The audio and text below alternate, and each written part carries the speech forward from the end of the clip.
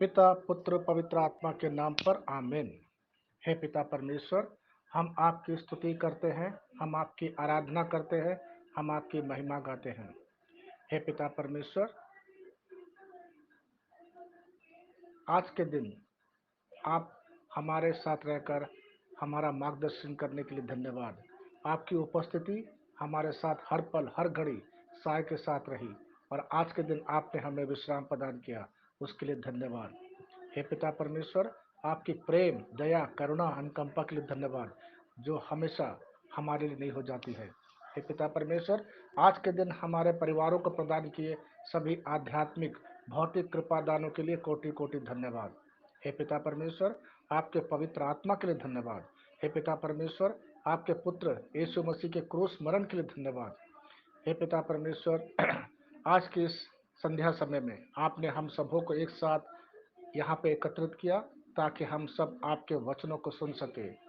हे पिता परमेश्वर, हमारे मन की आंखों को खोलने के लिए धन्यवाद, ताकि हम आपके आपका वचन जो बीज है, इस बीज रूपी वचन को अपने सुनकर अपने हृदय में ग्रहण कर, और इस वचन को अपने हृदय रूपी भूमि में बीज को बोकर हम 100 गुना फल ला सके। हे पिता परमेश्वर, इसके लिए हम आपको धन्यवाद देते हैं। हमको आपने वचन को समझने के लिए पवित्र आत्मा प्रदान किया है, जो हर पल हर घर हर पल हर घड़ी साय की तरह हमारे साथ रहकर हमारा मार्गदर्शन करता है वचनों को समझने में। हे पवित्र आत्मा ईश्वर, मैं आपको धन्यवाद देता हूँ। हे पवित्र आत्मा ईश्वर, मैं आपकी सहायता मांगता हूँ। आप मुझे मेरे शरीर के एक एक अंग को अपने नियंत्रण में लेकर मेरा संचालन करने के लिए धन्यवाद। मेरे जीव को, मेरे वोकल कॉर्ड्स को अपने नियंत्रण में लेकर मेरा संचालन करने के लिए धन्यवाद। हे पवित्र आत्मा ईश्वर, मैं नहीं बल्कि आप मेरे मुख से इस वचन की घोषणा करने वाले हैं। हे, ताकि जो लोग आज सुन रहे इस वचन को सुन रहे हैं, वे सुनकर इनको समझ सके और अपने वचन को अपने हृदय में ग्रहण कर सके, उसके लिए धन्यवाद। हे पवित्र आत्मा ईश्वर, इस शिक्षा को, इस वचन को सरल सुगम बनाकर प्रस्तुत करने के लिए धन्यवाद। यह प्रार्थना प्रभु यीशु के नाम पर आपसे करता हूँ। Amen, amen, amen. Hallelujah, thank you Jesus, praise you Jesus, love you Jesus, hallelujah Jesus, hallelujah Jesus. Praise the lord brothers and sisters. चलिए, आज हम चलिए, अच्छा ये बताइए आप लोग, क्या आप चिंता करते हैं? चिंता करते हैं कि नहीं करते हैं? चिंता करते हैं ना, सभी लोग करते हैं। लेकिन चिंता हमें करना चाहिए कि नहीं करना चाहिए, इस बारे में प्रभु का वचन हमसे क्या बताता है, चलो आज हम ये सब पढ़ेंगे। तो आज का विषय है चिंता मत करो। चलिए सीधे चलते हैं मत्ती का सुसमाचार अध्याय 6 वचन 25। वचन कहता है, मैं तुम लोगों से कहता हूँ, चिंता मत करो, ना अपने जीवन निर्वाह की कि हम क्या खाएं, और ना अपने शरीर की कि हम क्या पहने। क्या जीवन भोजन से बढ़कर नहीं, और क्या शरीर कपड़े से बढ़कर नहीं। Praise the Lord, thank you Jesus. देखिए, ये शब्द प्रभु यीशु के हैं। यीशु कहते हैं, मैं तुम लोगों से कहता हूं, चिंता मत करो अपने जीवन निर्वाह की। हमने इस वचन को कई बार सुना होगा, चिंता मत करो, और इस शब्द का प्रयोग हम कई बार दूसरों के लिए लाते हैं, दूसरों के लिए प्रयोग करते हैं इस शब्द को। अब यहां पर यीशु कहते हैं, चिंता मत करो अपने जीवन निर्वाह की कि हम क्या खाएं, हम क्या पिए, और ना ही अपने शरीर की कि हम क्या पहने। क्या जीवन भोजन और शरीर और कपड़े से बढ़कर नहीं है? क्या यहाँ पर यीशु चिंता करने के खिलाफ शिक्षा दे रहे हैं, या वो चिंता करने की शिक्षा दे रहे हैं? निश्चित ही यीशु चिंता न करने के खिलाफ शिक्षा दे रहे हैं। यीशु कहते हैं, चिंता मत करो अपने जीवन की कि हम क्या खाएंगे, हम क्या पिएंगे, हम क्या पहनेंगे। ठीक है, तो यीशु हमें चिंता न करने के खिलाफ शिक्षा दे रहे हैं। पूरा बाइबल हमें चिंता न करने के बारे में कहता है। मुझे जिस बात ने छुआ है वो है, वे जीवन के बारे में बात कर रहे हैं। वे भोजन और शरीर के बारे में बात नहीं कर रहे हैं। लेकिन हम लोग अपने जीवन में रोटी, कपड़ा और मकान के बारे में ही ज़्यादा सोचते हैं। हमारा ध्यान हमेशा रहता है कि हम क्या खाएं, शरीर को क्या प्रदान करें, कपड़े कैसे खरीदें, हम कहाँ रहेंगे। हम सब इन चीज़ों के बारे में सोचते रहते हैं, लेकिन ईश्वर इस बारे में नहीं सोचता। यहाँ पर हम देखते हैं, यीशु कहते हैं, मैं तुमसे कहता हूँ, चिंता मत करो। ठीक है। अब हम चिंता मत करो इस वचन के इस भाग को लेंगे। चिंता मत करो। अब सवाल यह उठता है, क्या मैं चिंता करता हूँ या मैं चिंता नहीं करता हूँ? अगर आपका उत्तर हाँ है, तो प्रभु आज हमें यह सिखा रहे हैं कि चिंता से कैसे निपटा जाए। प्रभु यीशु कहते हैं, चिंता मत करो। क्या हम चिंता को पाप के रूप में देखते हैं, या हम चिंता को ऐसे ही हल्के में लेते हैं, उसको अनदेखा करते हैं? हम अक्सर लोगों से कहते हैं, चिंता मत करो, चिंतित मत होइए, सब ठीक हो जाएगा। सही है ना? क्या मैं चिंता को वैसे ही देखता हूँ जैसे मैं व्यभिचार को, जैसे मैं हत्या को देखता हूँ? नहीं, कतई नहीं। लेकिन यीशु कहते हैं, व्यभिचार मत करो, हत्या मत करो। लेकिन चिंता के बारे में यीशु कहते हैं, चिंता मत करो।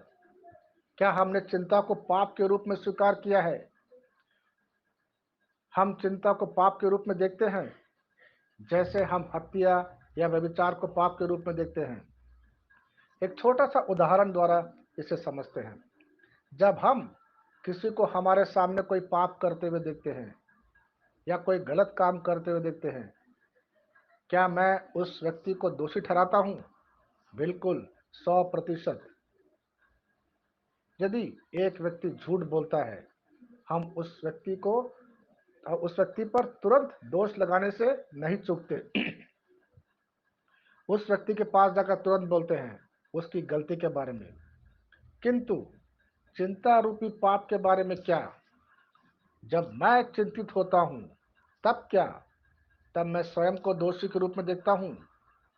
क्या अपने को उसी तराजू में तौलता हूँ जैसे मैं एक व्यक्ति को पाप करते समय उस व्यक्ति को मैं दोषारोपण करने से नहीं चूकता हूँ।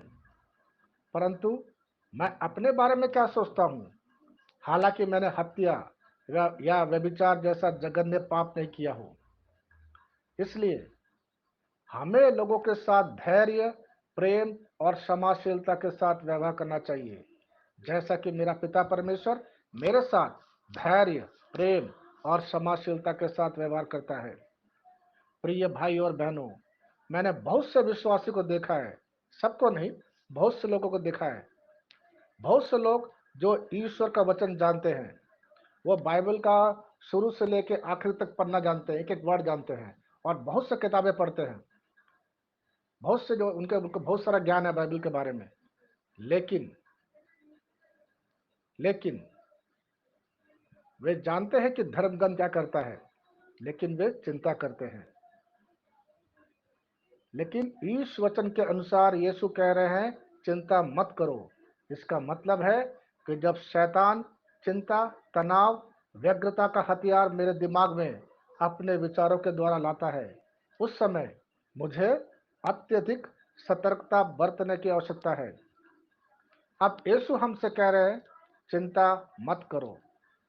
क्या वो हमें एक विकल्प दे रहे हैं? क्या वो हमें एक सुझाव दे रहे हैं? बिल्कुल नहीं। बिल्कुल नहीं। ये एक आदेश है, ये एक आज्ञा है। यीशु जो कह रहे हैं, चिंता मत करो। लेकिन हम में से बहुत लोग इसे एक सुझाव के रूप में लेते हैं, एक विकल्प के रूप में लेते हैं। हम इसे यूं ही लेते हैं। हम समझते हैं कि हमें चिंता करने के लिए हम स्वतंत्र हैं, जब चाहे हम चिंता कर सकते हैं। क्या एक विश्वासी की ईश्वर के राज्य में इस तरह का जीना चाहिए? क्या एक विश्वासी को ईश्वर के राज्य में इस तरह का जीवन जीना चाहिए? क्या वचन ऐसा कहता है कि धर्मी चिंता करते हुए जिए, या वचन कहता है धर्मी विश्वास करते हुए जिए? तो हमें इस सत्य को अपने हृदय में संग्रहित करना चाहिए कि ईश्वर की दृष्टि में चिंता एक पाप है। ये उन सब बातों में से एक है। ईश्वर का वचन सीधे शब्दों में हमें आज्ञा देता है कि चिंता मत करो। अब प्रश्न उठता है, जब चिंता, निराशा, तनाव, वे सारे विचार हमें चिंतित करते हैं हमारी समस्या के बारे में, तो हमें क्या करना चाहिए? हमें इन सब चिंताओं को क्या करना चाहिए? कई बार जब हम हमारे समस्या को लेकर जब मैं चिंतित नहीं होता हूं, तो मैं गैर जिम्मेदार व्यक्ति हूं। अगर मैं कहता हूं कि मैं चिंतित नहीं हूं, तो संसार की दृष्टि में मैं एक जिम्मेदार व्यक्ति नहीं हूं। अगर मैं जिम्मेदार व्यक्ति हूं, उसका एक चिन्ह यह है कि मैं चिंता करता हूं। परंतु यदि आप धर्म ग्रंथ पढ़ते हैं, बाइबल को पढ़ते हैं, ईश्वर का वचन इसके विपरीत कहता है। प्रभु यीशु कहते हैं चिंता मत करो, और ये सबसे सामान्य पाप है जिसे हम सभी लोग हर दिन पूरे 24 घंटे करते हैं। प्रिय भाइयों बहनों, देखिए किस प्रकार शैतान हमें मूर्ख बनाता है। हम ये नहीं समझते कि यह शैतान की एक रणनीति है। ये अंधकार के राज्य का एक रणनीति है। ये शैतान की चाल है जो हमारे दिमाग में तनाव, चिंता, मृत्यु उत्पन्न करता है। ये एक प्रकार की धीमी मृत्यु है। अगर आप देखें, आज इतनी सारी बीमारी दुनिया भर में लोगों को जकड़ कर रखा है। 80 से 90% बीमारी केवल तनाव से संबंधित है। यीशु कहते हैं चिंता मत करो। एकदम सीधे और सरल और स्पष्ट शब्दों में हमसे कहते हैं। वो कहते हैं कि चिंता मत करो उन सब बातों की जिनका कोई औचित्य नहीं है। अब देखिए 26 वचन में यीशु क्या कहते हैं। आकाश के पक्षियों को देखो, वे ना तो बोते हैं, ना लुनते हैं, और ना बखारों में जमा करते हैं, फिर भी तुम्हारा स्वर्गिक पिता उन्हें खिलाता है। क्या तुम उनसे बढ़कर नहीं हो? आमीन। अब मान लीजिए, जब जब हम कोई समस्या से गुजर रहे हैं, या हमारे जीवन में कोई चुनौती खड़ी होती है, या कुछ घटना हमारे जीवन में घटित होती है, तो मैं किसकी ओर देखता हूँ? क्या मैं समस्याओं को देखता हूँ, या फिर मैं प्रभु की प्रतिज्ञा के बारे में जो मेरी समस्याओं के लिए मुझसे कहता है? मेरी आंखें किधर टिकी हुई है? मैं कहाँ देख रहा हूँ? अब अगर मुझे चिंता नहीं करना है, तो फिर मैं अपनी सारी परेशानियों, समस्याओं, उन सारे विचारों को क्या करूं जो मेरे दिमाग में उत्पन्न होते रहते हैं? उन सब चीजों का मैं क्या करूं जिनके बारे में मैं कल्पना करता रहता हूं हमेशा, हर हर घड़ी, हर पल, उठते बैठते काम करते, हर हर घड़ी हर पल मेरे दिमाग में वही चलता रहता है। चलिए देखते हैं, पेतरुस का पहला पत्र अध्याय 5 वचन 7 को देखते हैं, जिसमें हमें अपनी चिंता को क्या करना चाहिए बताया गया है। पेतरुस का पहला पत्र अध्याय 5 वचन 7 यह कहता है, आप अपनी सारी चिंताएं उस पर छोड़ दे, क्योंकि वह आपकी सुधि लेता है। अब यह वचन में यीशु कहते हैं आप अपनी सारी चिंताओं को मुझे सौंप दे। अगर यीशु कहते हैं कि आप अपनी सारी चिंता को उस पर छोड़ दे, क्या हम अपनी सारी चिंताएं उस पर छोड़ते हैं? नहीं। हम लोग सोचते हैं कि हम अपनी युक्ति से, अपनी बुद्धि से ज्यादा अच्छी तरह अपनी समस्याओं से निपट सकते हैं। लेकिन ईश्वर कहते हैं हम अपनी चिंताओं को उन पर छोड़ दें। 70 या 80% नहीं। यीशु कहते हैं अपनी सारी चिंता मुझ पर छोड़ दो।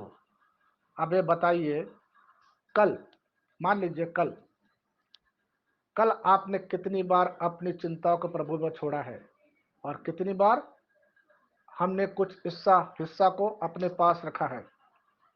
अगर यीशु कहते हैं कि अपनी सारी चिंता मुझ पर छोड़ दो, तो मुझे वैसा ही करना चाहिए। अगर एक भी चिंता अगर मैं प्रभु पर छोड़ने से चूक गया हूं, जो ईश्वरीय वचन के साथ संरेखित नहीं है, ये शैतान के लिए पर्याप्त है। मेरे मन में घुसे, मेरे मनोभाव के द्वारा वह मेरे हृदय में प्रवेश करता है, और मुझे मेरे मनोभाव को शिक्षित करने की आवश्यकता है। मुझे अपने मनोभाव से बात करना है, मेरे मन को रीप्रोग्राम करना है, और कहना है कि मैं अपनी चिंता को स्वयं के पास नहीं रखूंगा, मैं उसे प्रभु को दूंगा। कृपया अपना मुंह खोले और कहे, प्रभु, मैं इस चिंता को आप पर छोड़ता हूं। आप समझ रहे हैं ना? चलो, मैं इसे एक उदाहरण द्वारा स्पष्ट करता हूं। मान लीजिए मेरे पास मेरे कार की चाबी है, और मेरी पत्नी आती है और मुझसे कार की चाबी मांगती है। मैं क्या करूंगा? मैं चाबी को अपनी जेब से बाहर निकालकर अपनी पत्नी की तरफ उछालता हूं, और वो उसे लपक लेती है। अब अब मेरा बेटा आता है, वो कहता है, पापा, मुझे कार की चाबी दो, मुझे जरा बाहर काम से जाना है। अब मैं अपने बेटे से क्या कहूंगा? बेटा, चाबी तो तुम्हारी मम्मी के पास है, जाओ और मम्मी से ले लो। मैंने क्या किया यहाँ पर? मैंने मैं चाबी को अपनी पत्नी को सौंप दिया हूँ। अब मेरे पास कार की चाबी नहीं है।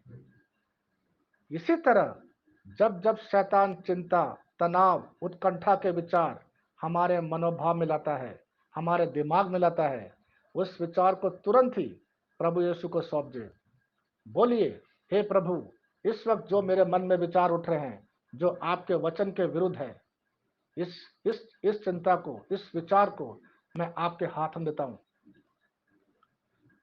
अब जब शैतान दोबारा आके आपके दिमाग को खटखटाएगा, आपको याद दिलाएगा, आप विचारों द्वारा आपको अपने विचारों द्वारा आपको चिंतित करने का प्रयास करेगा, आप शैतान को बोलिए, मैंने अभी अभी अपनी सारी चिंता प्रभु को सौंप दी है। अगर आपको चाहिए तो जाइए प्रभु से बात कर लीजिए, अगर आपको चाहिए तो। आप जानते हैं कि क्यों शैतान हमारे दिमाग पर उन चिंता भरे विचारों का बमबारी करता है? क्योंकि वह जानता है, अगर मैंने इस व्यक्ति पर थोड़ा सा दबाव डाला तो यह व्यक्ति टूट जाएगा। क्यों क्यों टूट जाएगा? क्योंकि मेरी जो नींव है ईश्वर के वचन पर मजबूत नहीं है। अगर मेरी नींव ईश्वर के वचन पर मजबूत नहीं है, उनके प्रतिज्ञा पर मजबूत नहीं है, मैं आसानी से शैतान का निशाना बन जाऊंगा। इसलिए मुझे हर समय अत्यंत सावधानी बरतने की आवश्यकता है। अगर कोई विचार जो मेरे मन में आता है, जो ईश्वर के वचन के साथ मेल नहीं खाता, जो ईश्वर के वचन के साथ संरेखित नहीं है, तो अपना मुंह तुरंत खोलिए और कहे, प्रभु, मैं इस चिंता को आपको सौंप देता हूं, क्योंकि मैं जानता हूं आप मेरी सुधि लेते हैं। एक बार अपने चिंताओं को यीशु को सौंपने के बाद उसे यीशु के पास ही रहने दें, उसे वापस मत लीजिए। इस विचार को ईश्वर के वचन द्वारा बदल डालिए। तो हमें अपनी चिंताओं के साथ यही करना चाहिए, हमें उसे प्रभु के ऊपर छोड़ देना चाहिए और उसे वापस नहीं ले। Praise the Lord, hallelujah, thank you Jesus. जब हम ऐसा करना शुरू करते हैं, तो आपको मालूम है क्या होगा? जब हम ऐसा करना शुरू करते हैं, तो शैतान को समझ में आता है कि इस व्यक्ति को परेशान करना मेरी समय की बर्बादी है। जब आप अपनी चिंताओं को प्रभु को देना अपनी आदत बना लेते हैं, तो शैतान आप पर चिंताओं को लेकर आक्रमण करने के पहले 2 बार सोचेगा वो। अब सोचिए, हम हर रोज कितनी बार शैतान को अवसर देते हैं। आप जानते हैं क्यों? क्योंकि हम चिंता को पाप के रूप में नहीं लेते, लेकिन ईश्वर इसे पाप के रूप में देखता है। अब यीशु कहता है, चिंता मत करो। इसका मतलब यह है कि ईश्वर इसके पक्ष में बिल्कुल नहीं है। ईश्वर नहीं चाहता कि हम चिंता करें। अगर ईश्वर इसके पक्ष में नहीं है तो अच्छा यही होगा कि हम चिंता न करें। कई बार हम यह समझने की भूल कर बैठते हैं कि चिंता करना शैतान का एक हथियार है जो वो लोगों के खिलाफ चुराने चुराने, मारने और नष्ट करने के लिए इस्तेमाल करता है। जब आप चिंता करते हैं तो शैतान आपकी शांति को चुराने में सफलता प्राप्त करता है। विषाद, जिसे हम डिप्रेशन भी कहते हैं, क्या है? यह एक बाहरी ताकत है जो मेरे हृदय के अंदर घुसने की कोशिश करती है और मुझे पूरी तरह से नीचे गिराने की कोशिश करता है। विषाद या डिप्रेशन क्या है? ये वो सारी चिंता है, सारे नकारात्मक विचार जिसे मैंने प्रभु को सौंप देने में असफल रहा। जब ये नकारात्मक विचार मेरे मन के अंदर घुसते हैं और वहां से मेरे हृदय में घर कर लेता है, अब क्या होगा? मेरा मन प्रभावित होगा। जब मेरा मन प्रभावित होगा तो मेरा दिमाग उन सब नकारात्मक विचारों के मैसेजेस को स्वीकार करेगा और मेरा दिमाग हानिकारक रसायन छोड़ना शुरू करता है और मेरा पूरा शरीर असंतुलित हो जाता है। आप समझ रहे हैं ना? Praise the Lord. जब एक व्यक्ति डिप्रेशन का शिकार होता है और वो मनोचिकित्सक के पास जाता है तो वे लोग उस व्यक्ति को दवाई देते हैं। ये दवाई उस व्यक्ति के दिमाग को सुला देती है, लेकिन ये इस समस्या का समाधान नहीं है। कई बार अलग अलग तरीके का प्रयोग किया जाता है, जैसे साधना करना या तरह तरह के तकनीक द्वारा सकारात्मक साधना, ये सब उस व्यक्ति पर आजमाते हैं। इन सब चीज़ों के द्वारा वे लोग इस व्यक्ति के सोच को बदलने की कोशिश करते हैं, जिससे उस व्यक्ति के व्यवहार में बदलाव ला सके। जब हमारे सोचने या विचार बदलने लगते हैं तो हमारा व्यवहार भी बदलने लगता है। अगर मेरी सोच नेगेटिव होगी, मेरा व्यवहार भी नेगेटिव होगा हमेशा। तो मनोचिकित्सक लोग डिप्रेशन के व्यक्ति पर इस प्रकार का तकनीक आजमाते हैं ताकि उस व्यक्ति की सोच को सकारात्मक बना सके। लेकिन ईश्वर का वचन इस बारे में एकदम अलग कहता है। बाइबल पॉजिटिव थिंकिंग या सकारात्मक सोच के बारे में बात नहीं करता। बाइबल मनुष्य की आत्मा के बारे में बात करता है, लेकिन मनोचिकित्सक या मनोविज्ञान वे आत्मा के बारे में नहीं जानते। मनोविज्ञान के अनुसार हमारे दिमाग की शक्ति के अनुसार कार्य करती है। हमारा दिमाग ऐसे शक्ति है जो हमारी कल्पना के परे है। परंतु यदि आप ईश्वर के वचन जानते हैं, जो ईश्वर वचन कहता है उस पर निर्भर रहते हैं, तब हम हमारे दिमाग की शक्ति पर निर्भर नहीं रहते। ईश्वर का वचन हमें यह नहीं सिखाता कि हम दिमाग की शक्ति पर निर्भर रहे, लेकिन ईश्वर का वचन हमें यह सिखाता है कि हम पूरी तरह से पवित्र आत्मा पर निर्भर रहे, जो कि स्वयं में निर्माता भी है, सृष्टिकर्ता भी है। जब हम पवित्र आत्मा को अनुमति देते हैं, जब हम ईश वचन को लेते हैं, उसे अपने मुख द्वारा घोषणा करते हैं, जब हम ऐसा करते हैं, हम क्या कर रहे हैं? हम अपने सृष्टिकर्ता को हमारे दिमाग में प्रवेश करने की अनुमति देते हैं। आपको समझ में आ रहा है ना? अगर आपको अपने जीवन में परिवर्तन लाना है तो आपको ईश वचन को अपना जीवन बनाना पड़ेगा। ईश वचन को अपनी सोच बनानी पड़ेगी। ईश वचन को अपनी इच्छा बनानी पड़ेगी। ईश वचन को अपनी भावना बनाना पड़ेगा। ईश्वर का वचन हमें सिखाता है कि पवित्र आत्मा हमें सामर्थ्य दी है। पवित्र आत्मा ने हमें सामर्थ्य दिया ताकि हम इस वचन को हथियार की तरह इस्तेमाल करके उन सभी नकारात्मक विचारों को बंदी बनाएं, चाहे वो विचार चिंता, भय, उत्कंठा जो भी हो। पवित्र आत्मा आप में और मुझ में निवास करता है और हमें सामर्थ्य दिया है ताकि हम इस वचन को एक हथियार की तरह इस्तेमाल करते हुए सारे नकारात्मक विचारों को यीशु के नाम पर बंदी बनाएं। इसलिए जब हम पेतरुस का पहला पत्र अध्याय 5 वचन 7 पढ़ते हैं, जिसे जिसमें यीशु कहते हैं, आप अपनी सारी चिंता उस पर छोड़ दें, वो आपकी सुधि लेता है। इसको हम दूसरे शब्दों में और सरल बना के ले सकते हैं। आप अपनी सारी चिंता परेशानियों को मुझे दे दो क्योंकि मैं तुम्हारी चिंता करता हूँ। इसका मतलब यह है कि मैं अपने सारे नकारात्मक विचारों को यीशु पर डाल देता हूँ। कोई भी विचार जो ईश्वर के वचन के द्वारा संचालित या संरेखित नहीं होता है, जब मैं इस विचार को अनुमति देता हूँ, जब मैं उन विचारों पर अपना ध्यान केंद्रित करता हूँ, तो मैंने उन विचारों को अनुमति दी है मेरे मन के अंदर घुसने के लिए। चलिए देखते हैं मत्ती का सुसमाचार अध्याय 6 वचन 31 क्या कहता है। इसलिए यह कहते हुए चिंता मत करो। इसलिए यह कहते हुए इसलिए चिंता मत करो। कैसे? कैसे चिंता मत करो? यह कहते हुए, यह कहते हुए, आप समझ रहे ना? जब हम अपना मुंह खोलते हैं और उन चिंताओं, समस्या और विचारों को कहते हैं, यहाँ मैंने क्या किया? मैंने उस आत्मा को अनुमति दे डाली जो उन विचारों के पीछे कार्य करता है कि वह मेरे दिमाग को नियंत्रित करे। अब अगर कोई कहे कि मैं मुंह से कुछ नहीं बोलता, मैं बस उन चिंताओं और विचारों के बारे में अपने मन में सोचता हूँ, लेकिन मैं मुंह खोलकर नहीं बोलता। अभी अभी मैंने कहा अगर मैंने उन विचारों को अनुमति दी अपने सोचने द्वारा, मैंने अपना ध्यान उस पर केंद्रित किया, मैंने क्या किया? मैंने उसे अनुमति दे डाली।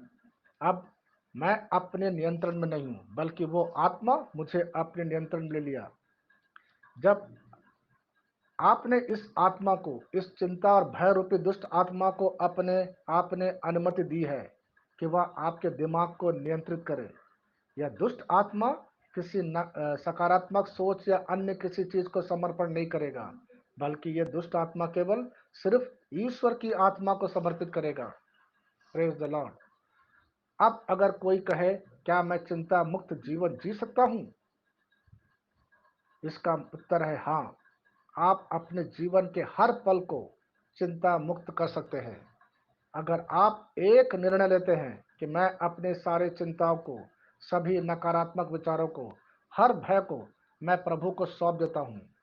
अगर शैतान आपके मन में चिंताओं के विचार लाता है और आपसे कहता है अगर आपके जीवन में यह भयंकर घटना घटी तो क्या होगा, तब आप शैतान से कहे मैंने उसको प्रभु पर छोड़ दिया है, अब ये मेरे पास नहीं है, अब तुम इसे मेरे खिलाफ इस्तेमाल नहीं कर सकते हो।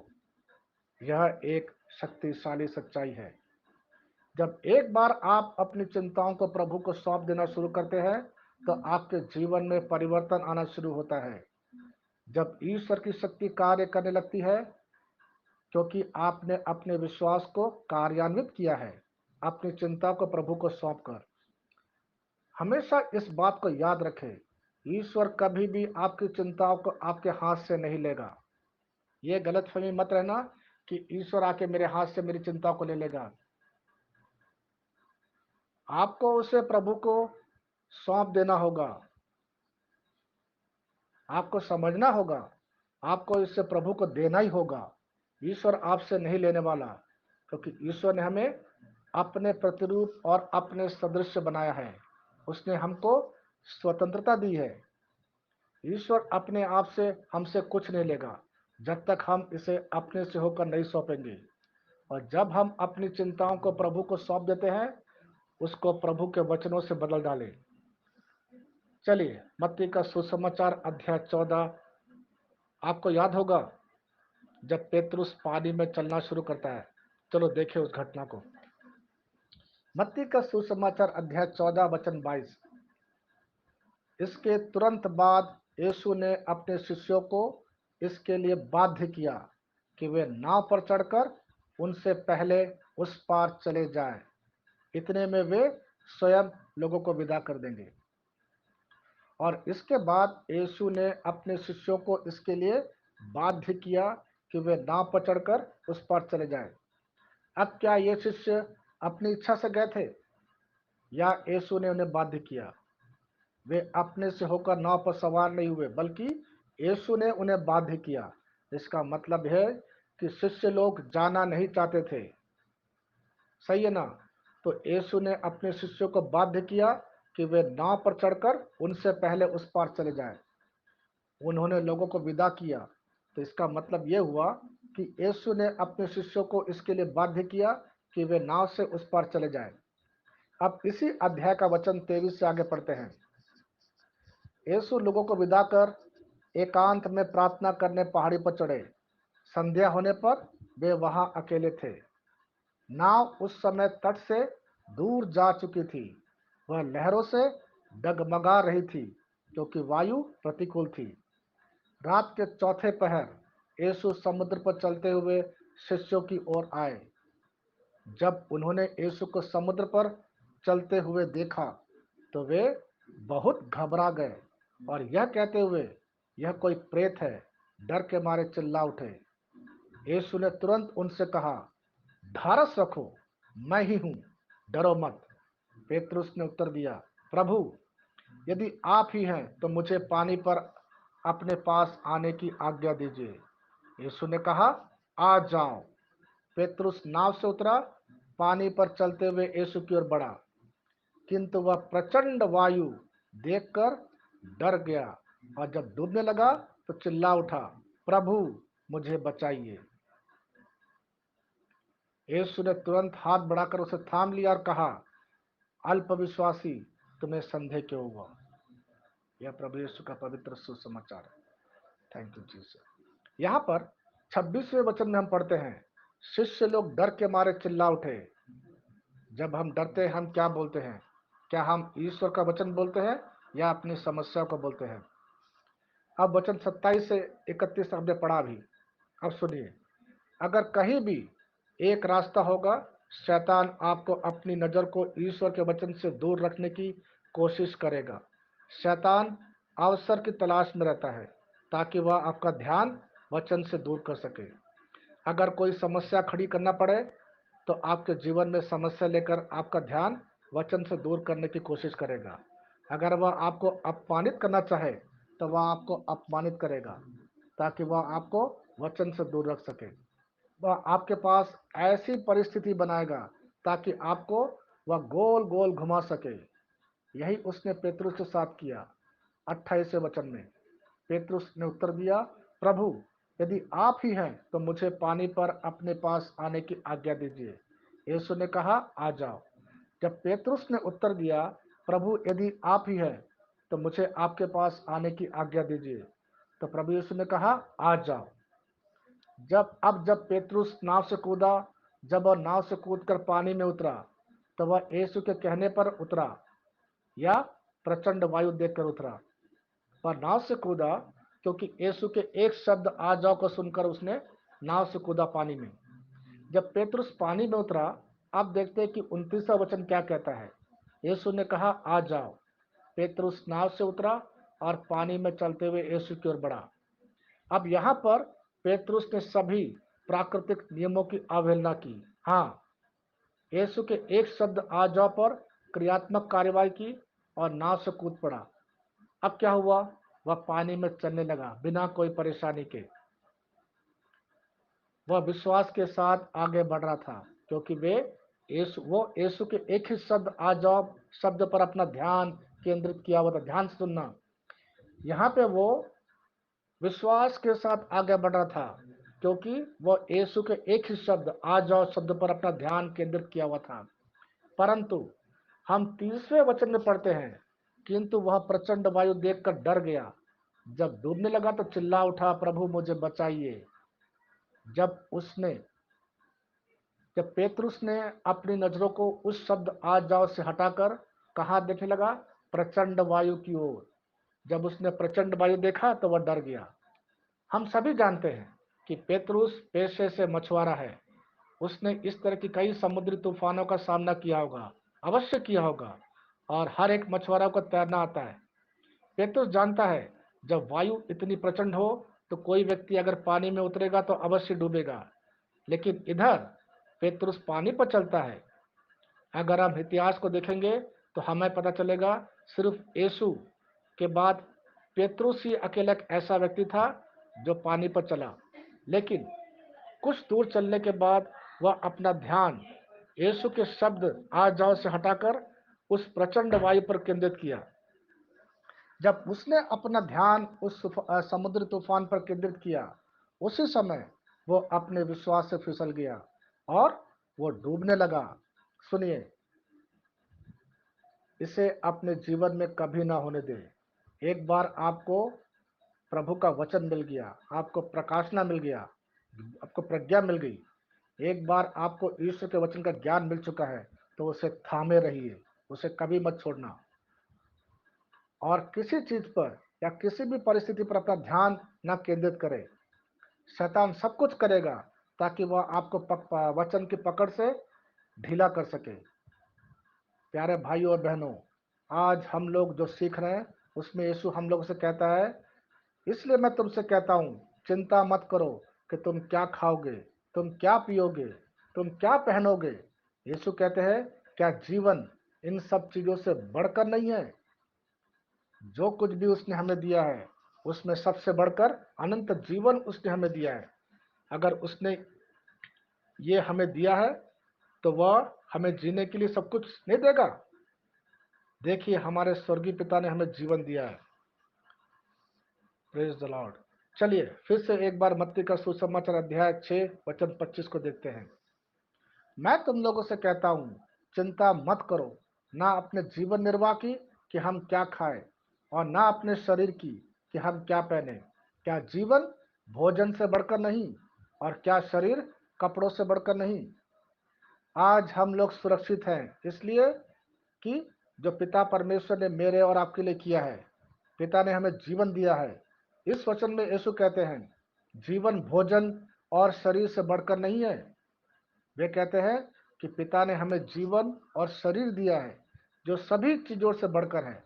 अगर पिता ने आपको अनंत जीवन दिया है, और यदि ईश्वर आपको जीवन और शरीर दिया है जो सबसे बढ़कर है, तो क्या आपको भोजन और कपड़ा नहीं देगा, जो कम महत्वपूर्ण है?